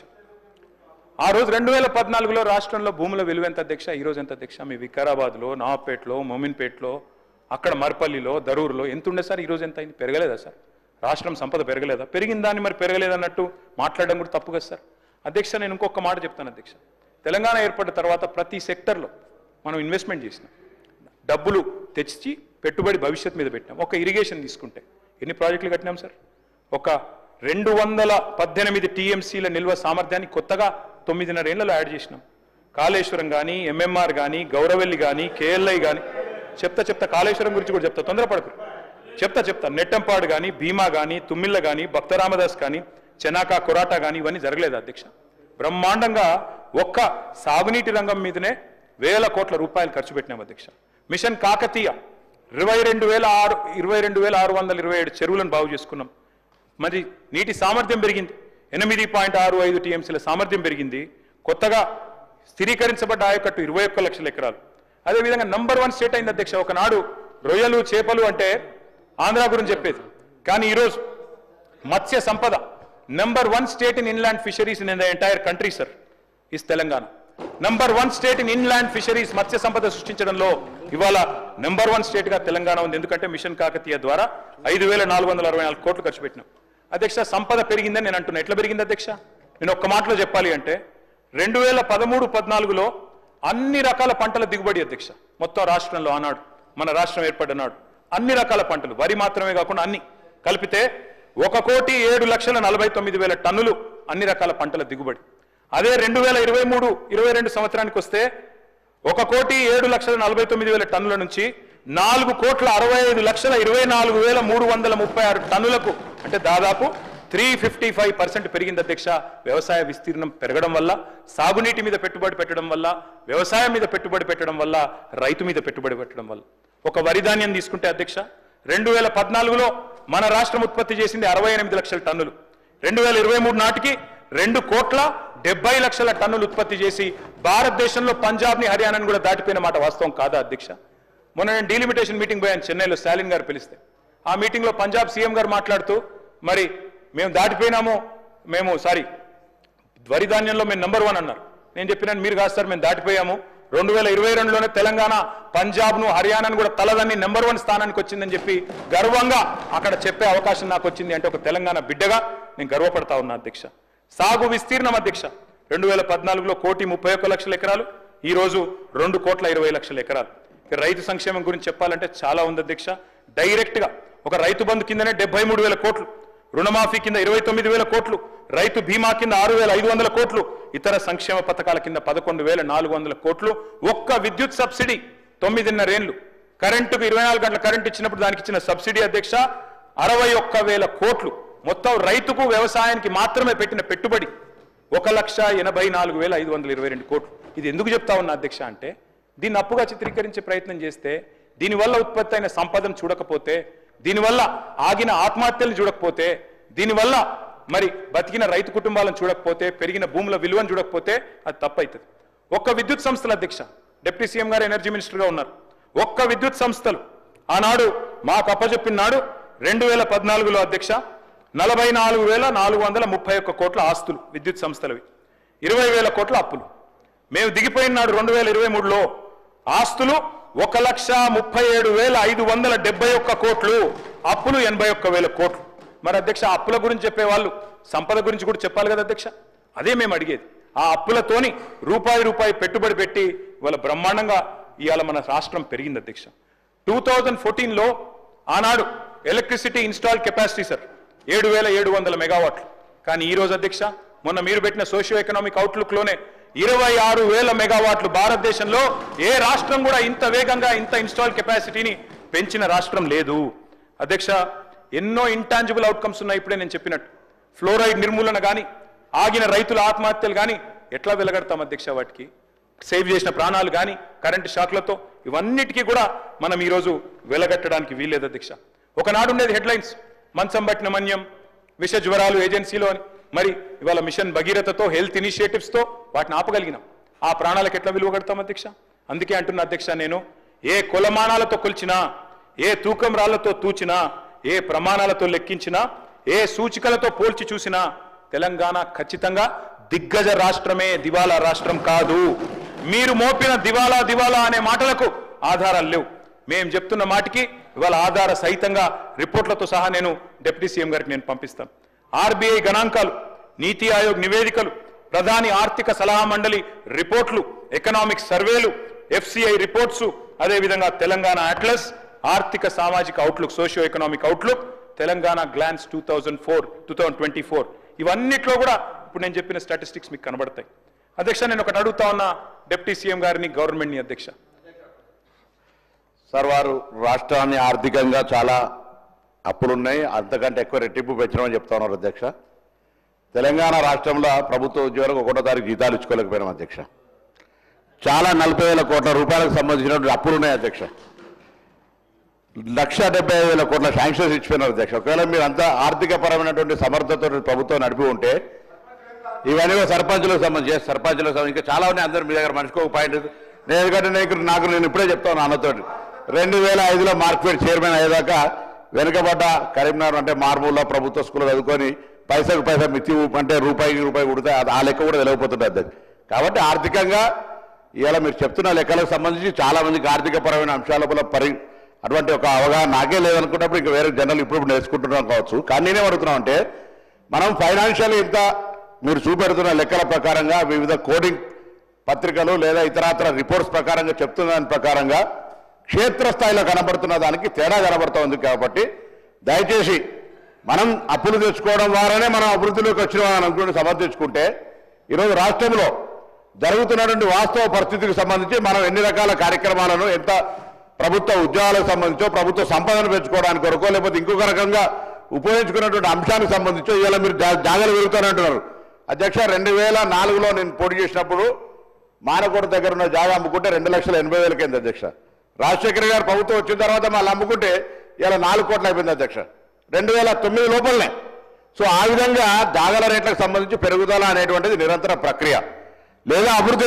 ఒక్కటే మాట ఇలా తెలంగాణ ప్రజలకు గమనించాల్సింది ఏంటంటే తెలంగాణ ఏర్పడ్డనాడు తెలంగాణకు సంబంధించి మనం 60,000+ అప్పుతో మనం ధనిక రాష్ట్రంగా ఉన్నటువంటి పరిస్థితి నుంచి అదే మేనేజ్మెంట్ మీరు కొత్త పొయ్యి కొత్త రాష్ట్రము కొత్త కార్ఖానా అన్నీ ఉన్నా అప్పటికే తెలంగాణ రాష్ట్రం అనేటువంటి ఒక హైదరాబాద్ కేంద్రంగా అందరు మీరు కూడా ఉద్యమం మేము అందరం ఉద్యమం సంబంధించి తెలంగాణ రాష్ట్రం హైదరాబాద్తో కూడిన రాష్ట్రం తేవడానికి సంబంధించి తెచ్చుకున్న తర్వాత we're having own infrastructure not like Andhra Amaravati లాగా మనం అన్ని రకాల ఇన్ఫ్రాస్ట్రక్చర్ తోటి మనం రాష్ట్రం ఏర్పాటు చేసుకున్నాం కదా అధ్యక్ష. కాబట్టి మనకు సంబంధించిన విషయాల మనకు పొయ్యి గంటే వంట కింద తెచ్చుకునే అవసరం లేకుండే సరైన రెడీగా సెక్రటరీ చేయాలి. మీరు మాకు కట్టించిన సెక్రటరీతో మీరు చెప్తున్నటువంటి అదేం కార్లన్నా ల్యాండ్ క్రూజర్ కార్లు ఇవన్నీ తిరుగుతుండొచ్చు. కానీ నేనేమంటున్నా ఆనాడు కూడా ఇట్లనే ప్రభుత్వం సమకూర్చిన ఇన్ఫ్రాస్ట్రక్చర్ కూడా ఉన్నది కదా. ఆ రోజు సమకూర్చిన ఇన్ఫ్రాస్ట్రక్చర్ తోటి మన రాష్ట్రానికి అనేక రకాలుగా తీసుకోవడానికి ప్రయత్నం చేయాలి. 10 ఏళ్ల రాష్ట్రంలో ఉన్నటువంటి పరిస్థితుల్ని ఆర్థిక మంత్రి గారు జవాబులు చెప్తారు. కానీ జరుగుతున్నటువంటి సంబంధించిన విషయం లోపల మనం ఎంతసేపు రిపోర్ట్స్ లేకపోతే ఇతరత్ర కోటింగ్ చేసుకునే కంటే ప్రస్తుత వాస్తవ పరిస్థితుల్లో ఒకసారి క్షేత్రస్థాయిలో తెలుసుకోవాలి. మనిషి సగటు రేటు నిన్ననే అరిగి చెప్తా ఉండే 2,12,000 అప్పు జరిగామని. ఈ విధంగా అప్పులకు సంబంధించి వేరే రాష్ట్రాలతో పోల్చుకొని మనం చాలా తక్కువ అని చెప్తున్నారు. ఇవన్నీ పెద్ద లెక్క మన ఊళ్ళలో చెప్పినటువంటి లెక్క కాకుండా దయచేసి తెలంగాణ 10 సంవత్సరాల నుంచి ఇంకా భవిష్యత్తుకు సంబంధించి మీరు అంటారు విమర్శించుకోవద్దు మన రాష్ట్రాన్ని. కేంద్రం నుంచి అందరికీ నిధులు తెచ్చుకోవాలనుకుంటున్నాం.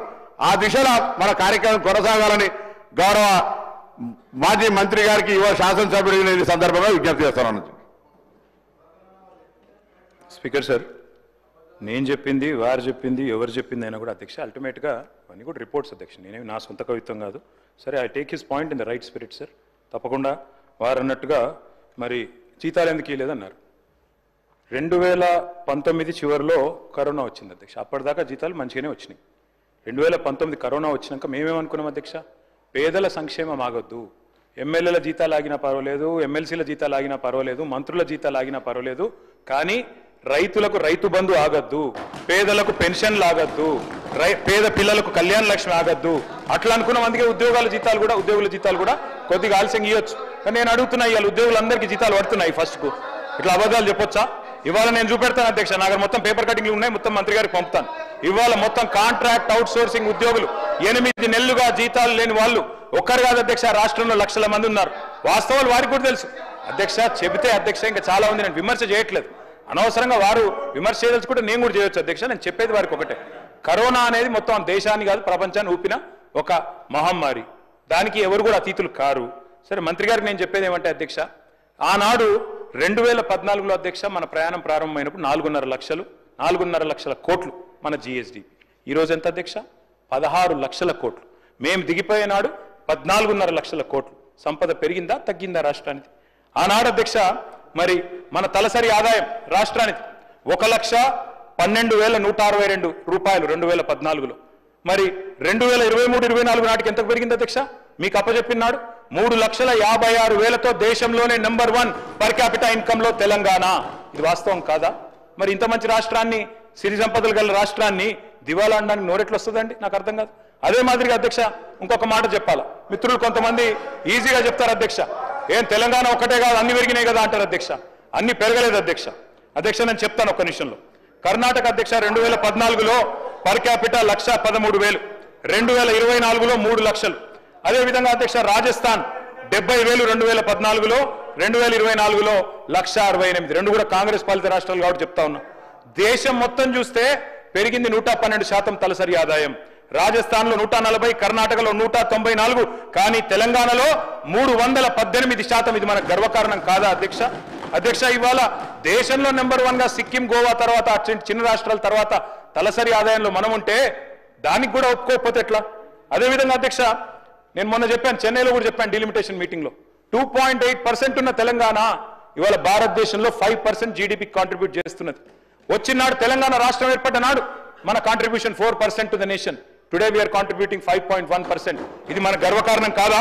మరి నిజంగానే మీరు అన్నట్టు దివాలా తీస్తే అది తగ్గుతుందా పెరుగుతుందా? అధ్యక్ష ఇంకొక మాట అంటా ఉన్నా అధ్యక్ష, ఒకటి కాదు అధ్యక్ష, రిపోర్ట్లు బోలెడు ఉన్నాయి. మల్టీ డైమెన్షనల్ పావర్టీ తగ్గింది, హౌస్ హోల్డ్ ఇన్కమ్ పెరిగింది, ఇవన్నీ కూడా రిపోర్ట్స్ ఉన్నాయి. నేను వాటికి జోలికి పోను అధ్యక్ష. మొన్న February 17, 2025 నాడు ఒక రిపోర్ట్ విడుదల చేశారు అధ్యక్ష మన రాష్ట్ర ప్రభుత్వం. అందులో 10 సంవత్సరాల అచీవ్మెంట్స్ చూస్తే మరి ఎందుకో కానీ తెల్లారి వరకే డిలీట్ చేయించారు అధ్యక్ష. 10 సంవత్సరాల డెవలప్మెంట్ చూపెట్టినందుకు కొంతమంది ఉద్యోగుల మీద చర్య కూడా తీసుకున్నారని చెప్పి నేను విన్నాను అధ్యక్ష. అధ్యక్ష నేను ఒకటే చెప్తా ఉన్నా, ఆనాడు మిగులు రాష్ట్రంగానే మన ప్రయాణం ప్రారంభమైంది. మీకు ఒక విషయం దయచేసి అందరు కూడా తెలుసుకోవాలి. మేము ఆనాడు తెలంగాణ ఉద్యమంలో ఉన్నప్పుడు పెద్దలు కేసీఆర్ గారు, పెద్దలు జయశంకర్ గారు ఎప్పుడు చెప్పేవారు, తెలంగాణ 1948లో సర్ప్లస్ స్టేటే, 1956లో ఆంధ్రాతో కలిసినాడు సర్ప్లస్ స్టేటే, 68లో ఉద్యమం ప్రారంభమైనాడు మొదటి దశ ఉద్యమం, ఆ రోజు సర్ప్లస్ స్టేటే, 2001లో సర్ప్లస్ స్టేటే, 2014లో సర్ప్లస్ స్టేటే, 2025లో కూడా సర్ప్లస్ స్టేటే, మిగులు రాష్ట్రమే. నేనేదో ఊరికే చెప్పట్లేదు అధ్యక్ష. సర్ప్లస్ అంటే ఏంది అధ్యక్ష? సర్ప్లస్ అంటే అధ్యక్ష తెలంగాణ రెవెన్యూ రిసీట్స్ ఉంటాయి, తెలంగాణ రెవెన్యూ ఎక్స్పెండిచర్ ఉంటుంది. రెవెన్యూ రిసీట్స్ అంటే రాష్ట్రం యొక్క సొంత పన్నుల ఆదాయం, పన్నేతర ఆదాయం, నాన్ ట్యాక్స్ రెవెన్యూ. అదే మాదిరిగా మనకు కేంద్రం నుంచి వచ్చే సెంట్రల్ షేరు, అదేవిధంగా గ్రాంట్స్ ఇన్ ఎయిడ్, ఈ 4 కలిపితే రెవెన్యూ రిసీట్స్ అధ్యక్ష. రెవెన్యూ ఎక్స్పెండిచర్ అంటే జీతాలు, పెన్షన్లు, మిత్తీలు, అదేవిధంగా సబ్సిడీలు, ఈ 4 అధ్యక్ష. రెవెన్యూ ఒకవేళ రెవెన్యూ ఇన్కమ్, రెవెన్యూ రిసీట్స్ కనుక రెవెన్యూ ఎక్స్పెండిచర్ కంటే ఎక్కువ ఉంటే we are revenue surplus. Today I'm going to share the details with you sir. మీరు 2014లో రాష్ట్రాన్ని మాకు అప్పచెప్పినప్పుడు ఆనాడు కాంగ్రెస్ పార్టీ 369 కోట్ల రెవెన్యూ మిగులుతో మాకు అప్పచెప్పింది. మళ్ళీ మేము తిరిగి మీకు అప్పచెప్పినాడు 2023లో 5,944 కోట్ల రెవెన్యూ సర్ప్లస్ తో మీకు అప్పచెప్పినాం. ఈరోజు మీరు బడ్జెట్ ఇక్కడ పెట్టినారు, ఏం పెట్టారు? ఇందులో 2,700 కోట్ల రెవెన్యూ సర్ప్లస్ అని పెట్టినారు. నేను అడుగుతా ఉన్న బట్టి విక్రమార్క గారిని, పెద్దలు ముఖ్యమంత్రి గారిని, అధ్యక్ష తెల్లారలేస్తే చెప్తారు అధ్యక్ష అప్పులు వడ్డీలు కట్టడానికే మాకు డబ్బులు లేవని. వాస్తవం ఏంది అధ్యక్ష? మరి అయితే మీరు బడ్జెట్లైనా తప్పు చెప్తున్నారు, లేదా బయటనైనా తప్పు చెప్తున్నారు. ఒక దిక్కేమో మీరు సర్ప్లస్ చూపెడుతున్నారు. సర్ప్లస్ అంటే ఏంటిది? జీతాలు గట్టంగా, మిత్తీలు గట్టంగా, పెన్షన్లు ఇయ్యంగా, సబ్సిడీలు ఇయ్యంగా మా దగ్గర 2,700 కోట్ల రెవెన్యూ మిగులు ఉంది అని మీరే బడ్జెట్లో చెప్పినరు.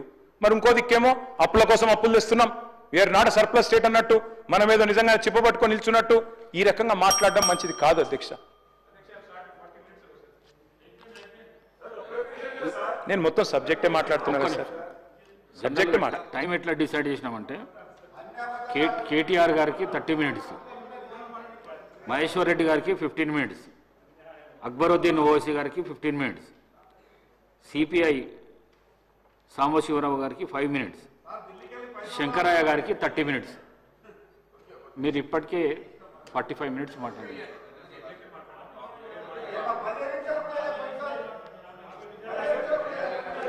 దయచేసి మరొక 45 నిమిషాలు ఇవ్వండి, నేను కంప్లీట్ చేస్తాను సార్. ఎందుకంటే నేను సబ్జెక్టే మాట్లాడుతున్నా తప్ప వేరే విమర్శ కూడా చేస్తలేను సార్. సార్ స్పీకర్ సార్, నాడు రాష్ట్రం ఏర్పడ్డ నాడు సగటు ఆదాయం నెలకి 3,500 కోట్లు. మన ముఖ్యమంత్రి గారు చెప్పినారు నెలకు సగటు ఆదాయం ఈరోజు 18,000 కోట్లు. మరి పెరిగిందా సార్, తగ్గిందా తెలంగాణ? అంటే అధ్యక్ష ఎందుకు చెప్తున్నా ఇదంతా అంటే, మీరే బడ్జెట్లో ఒక మాట చెప్తారు, మీరే బయట ఇంకో మాట చెప్తారు. ఇక్కడనేమో రెవెన్యూ సర్ప్లస్ అంటారు, బయటనేమో మరి మాకు అప్పులు కట్టేందుకు, మిత్తిలు కట్టేందుకే పైసలు లేవు, అప్పులు తెస్తున్నామని చెప్తారు. ఇంకోది అధ్యక్ష మీరే సోషియో ఎకనామిక్ అవుట్లుక్లో చెప్పినారు కమిటెడ్ ఎక్స్పెండిచర్. కమిటెడ్ ఎక్స్పెండిచర్ అంటే ఏంది సార్? మీరు అప్పులు, వడ్డీలు, జీతాలు, పెన్షన్, ఈ 4 కలిపి కమిటెడ్ ఎక్స్పెండిచర్. రూపాయికి 47 పైసలు మాత్రమే కమిటెడ్ ఎక్స్పెండిచర్ అని మీరే చెప్పిన బుక్లో చూసుకోండి, సోషియో ఎకనామిక్ అవుట్లుక్లో. మరి రూపాయికి 47 పైసలు మాత్రమే దానికి పోతుంటే ఇంకా 53 పైసలు మీకున్నాయి కదా డెవలప్మెంట్. ముఖ్యమంత్రి గారు ఢిల్లీలో చెప్పినారు 18,000 కోట్లలో 6,000 ఇటు కడుతున్నా, 6,000 అటు కడుతున్నా, నాకు మిగిలేదు 500 కోట్లు కూడా లేదు క్యాపిటల్ ఎక్స్పెండిచర్ అని చెప్తున్నారు ముఖ్యమంత్రి గారు. ఇది ఎక్కడ అబద్ధం, ఇది ఎక్కడి పద్ధతి అధ్యక్ష? ఇంకొక మాట అధ్యక్ష, ఈరోజు ఇప్పుడున్న పరిస్థితుల్లో అధ్యక్ష వాస్తవం ఏంటి అంటే, భారతదేశంలోనే, ఇది నా మాట కాదు, రేవంత్ రెడ్డి గారు ఆనాడు పిసిసి అధ్యక్షుడిగా చెప్పిన మాట, దేశంలోనే అత్యధిక ఆదాయం గల రాష్ట్రం తెలంగాణ, ధనిక రాష్ట్రం అని చెప్పారు. ఎందుకు చెప్పారు? ఆ రోజు ఇన్ని హామీలు ఇస్తున్నారు కదా, ఎట్లా అమలు చేస్తారు మీరు అని కొంతమంది అడిగితే, అటు బట్టి గారు కానీ ఇటు రేవంత్ రెడ్డి గారు కానీ ఇద్దరు చెప్పినారు, మా కాంగ్రెస్ పార్టీకి అనుభవం ఉంది, అవగాహన ఉంది, పేదలకు చేయాలనే సంకల్పం ఉంటే చాలు చేస్తామన్నారు అధ్యక్ష. చెయ్యండి మీరు, యూ షుడ్ సక్సీడ్ అని కోరుకుంటున్నాం మేము అధ్యక్ష. వాస్తవం ఏంటి అంటే అధ్యక్ష, ఈరోజు వీళ్ళు ఎందుకు ప్రచారం చేస్తున్నారు అధ్యక్ష? ఇట్లా అప్పులు అప్పులు అప్పులు అని తెల్లారు లేస్తే థాట్ పోలీసింగ్, ఒక ప్రాపగాండా పెడ్లింగ్ ఎందుకు చేస్తున్నారు? మాకు తెలుసు, ప్రజలకు కూడా అర్థమైంది అధ్యక్ష. ఎందుకు అంటే అధ్యక్ష, వీళ్ళు అలవిగాని హామీలు ఇచ్చి 6 గ్యారంటీలు 100 రోజులని అఫిడవిట్లు పెట్టి బాండ్ పేపర్లు పెట్టి మొత్తం కలిపి డిక్లరేషన్ల పేరిట 420 హామీలు ఇచ్చి ఈరోజు కేవలం వాటిని ఎగ్గొట్టడానికి 420 ఎన్నికల హామీలను కట్టగట్టి ఏట్లో పారేయడానికి, అదేవిధంగా గ్యారంటీలను గంపగుత్తగా గంగలో కలిపేయడానికి, డిక్లరేషన్లను మూటగట్టి మూసిలో పారేయడానికి ఇవాళ అప్పులు అప్పులు అప్పులు అంటూ సాకులు వెతుకుతున్నారు అధ్యక్ష. ఇది వాస్తవం అధ్యక్ష. థాట్ పోలీసింగ్ చేస్తున్నారు. తెల్లారు లేస్తే ఒకటే రకంగా అప్పులు అప్పులు కింది నుంచి మొదలు పెడితే పైదాకా. కానీ వాస్తవం ఏంది అధ్యక్ష? కొందరిని అన్నిసార్లు మోసం చేయొచ్చు, కొందరిని కొన్నిసార్లు మోసం చేయొచ్చు, కానీ అందరినీ అన్నిసార్లు మోసం చేస్తాననుకుంటే మాత్రం అది కుదరదు అనే మాట కూడా నేను విజ్ఞప్తి చేస్తా ఉన్నా అధ్యక్ష. ప్రజలు ఎదురు చూస్తున్నారు. ఈ బడ్జెట్ స్పీచ్ 15 నెలలు, ఇవాళ వీళ్ళు పెట్టిన రెండో బడ్జెట్ అధ్యక్ష. ఇది రెండవ బడ్జెట్ అంటే ఒక ప్రభుత్వానికి 5 బడ్జెట్లు పెట్టే అవకాశం ఉంటుంది. మరి రెండో బడ్జెట్ అంటే 40%. మీరు ఇప్పటికే మీ విధానాలు ఏంది, మీ ప్రాధాన్యాలు ఏంది ఈరోజు చెప్పేసినారు మీరు. మరి ఇందులో ఏముంది అధ్యక్ష? ఈ బడ్జెట్లో 100 రోజుల్లో 6 గ్యారంటీలు అన్నారు. 500 రోజులు దగ్గర పడుతుంది అధ్యక్ష. ఎప్పుడెప్పుడు వస్తాయి డబ్బులు గ్యారంటీలు అని చెప్పి ప్రజలు ఎదురు చూస్తూ ఉన్నారు. ఇవాళ వాస్తవం ఏంటంటే అధ్యక్ష, 15 నెలల ప్రయాణం మీద ఏమన్నా నిజాయితీగా ఆత్మవిమర్శ ఉంటుందేమో, సరి చేసుకుంటారేమో, కొత్త పథకం ఒక్కటన్నా పెడతారేమో అనుకున్నాం. కానీ 6 గ్యారంటీలకు చూస్తుంటే మంగళం బాడినట్టే కనబడతా ఉన్నది అధ్యక్ష. అధ్యక్ష, రాహుల్ గాంధీ గారు స్వయంగా చెప్పారు అధ్యక్ష, 6 గ్యారంటీలకు వెంటనే చట్టబద్ధత కల్పిస్తామంటూ రాహుల్ గాంధీ గారు, సోనియా గాంధీ గారు స్వయంగా చెప్పిన మాట. కానీ ఈ రోజు వరకు చట్టబద్ధత లేదు, ఏది జరగలేదు అధ్యక్ష. 15 మాసాల్లో అధ్యక్ష శ్వేతపత్రాలు, దరఖాస్తులు తప్ప సాధించింది ఏమీ లేదు అధ్యక్ష. ఇవాళ తెలంగాణలో పాపులర్గా నడుస్తున్నది ఏంటంటే అధ్యక్ష, డైలాగ్ ఇవ్వాలి, ఎవరిని అడిగిన మంత్రులను తెలియదు, గుర్తులేదు, మర్చిపోయినాం. 6 గ్యారంటీలు అమలు తెలియదు, 420 హామీలు ఎప్పుడు తెలియదు, డిక్లరేషన్లు మర్చిపోయినరు, అభినవ గజనీలుగా మారిపోయిన పరిస్థితి అధ్యక్ష. అధ్యక్ష, వీళ్ళ హామీలేమో తాటాకంత, కానీ ఇచ్చింది మాత్రం ఈ తాకంత కూడా లేదు అధ్యక్ష. ఎగవేతలు, కోతలు, ఎగనామాలు, పంగనామాలు జాబితా చాలా పెద్దగా ఉంది అధ్యక్ష. అధ్యక్ష, ఎట్లుందంటే అధ్యక్ష వీళ్ళది, అప్పట్లో ఒక సినిమా వచ్చింది అధ్యక్ష, నేను చిన్నగా ఉన్నప్పుడు, నా పెళ్ళంట అని. ఒక ఆయన నేను చికెన్ తింటా అంటే కోటా శ్రీనివాసరావు గారు నువ్వు రా అని పిలుస్తాడు అధ్యక్ష. పిలిచి ఆయనతో ఏం చేస్తాడు అధ్యక్ష, కారపు మెతుకులు పెట్టి ముంగట కోడిని కట్టేస్తాడు అధ్యక్ష, ఇదే తిను అని. గట్లే ఉంది అధ్యక్ష వీళ్ళు 6 గ్యారంటీలు, డిక్లరేషన్లు, 420 హామీలు. తప్పిన ప్రతి మాట అధ్యక్ష ప్రజల్లో మన మీద విశ్వాసాన్ని దెబ్బతీస్తుంది. బ్రోకెన్ ప్రామిసెస్ ఈరోడ్ ఫెయిత్ అధ్యక్ష. Sir, when leadership fails the entire system suffers. అధ్యక్ష, ఎన్నికల ఏడు దాటినాక ఇవాళ హామీల బోట్ను తగలేస్తున్నారు మీరు. విశ్వాసం కల్పించి విశ్వాసఘాతకం చేస్తున్నారు. మేనిఫెస్టోలతోనే ఎన్నికల్లో గెలుస్తాం అధ్యక్ష. మేనిఫెస్టో అంటే ఒక ప్రమాణ పత్రం అధ్యక్ష, ప్రజలకు మనకు. కానీ ఏం జరుగుతుంది అధ్యక్ష ఈరోజు రాష్ట్రంలో? ఒక సింగిల్ డే లావాదేవీగా మారిపోయింది మేనిఫెస్టో అంటే.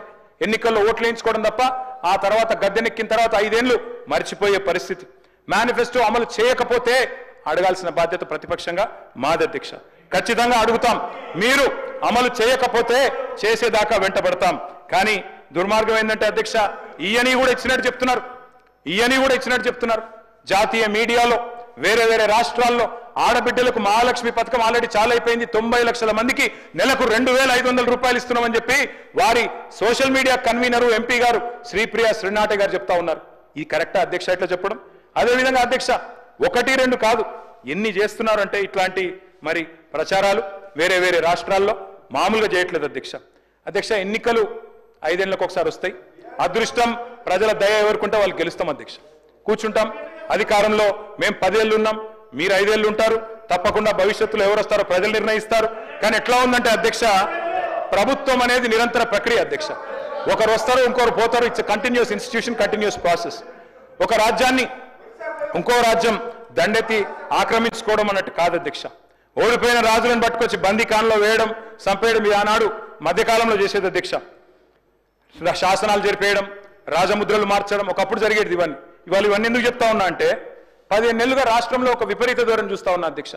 ఆనవాళ్ళు జరిపేస్తా, కేసీఆర్ ఆనవాళ్ళు ఉండొద్దు, ఈ శపథాలే ఇవాళ ఈ రాష్ట్రానికి శాపాలు అవుతా ఉన్నాయి. నేను ముఖ్యమంత్రి గారికి కోరుతా ఉన్నా, పాలకుడికి కావాల్సింది కక్ష కాదు. మీరు చిన్న వయసులో ముఖ్యమంత్రి అయినారు, సర్వ్ చేయండి, మంచిగా సర్వ్ చేయండి, ఇచ్చిన ప్రతి హామీ నిలబెట్టుకోండి. తప్పకుండా మళ్ళీ ప్రజలు అనుగ్రహించిన ఆశ్చర్యం లేదు. కానీ మీరు ఇదే రకంగా పోతే కేవలం కక్షతో, పగతో, ప్రతీకారంతో తుడిచేస్తా, చెరిపేస్తా, కూల్చేస్తా అంటే మాత్రం మీరే నష్టపోతారు, మాకేమి కాదు అధ్యక్ష. అధ్యక్ష, పేరు ప్రఖ్యాతులు పెంచుకోవాలంటే, లాంగ్ లాస్టింగ్ లెగసీ ఉండాలి అంటే తప్పకుండా మంచి పనులు చేయాల్సిందే, చేయండి, మాకంటే ఎక్కువ చేయండి, మేము కాదనట్లేదు. కానీ రివెంజ్ పాలిటిక్స్ వల్ల రాష్ట్రం ఆగమవుతుంది, సంక్షేమం నుంచి సంక్షోభం దిక్కు పోతున్నది.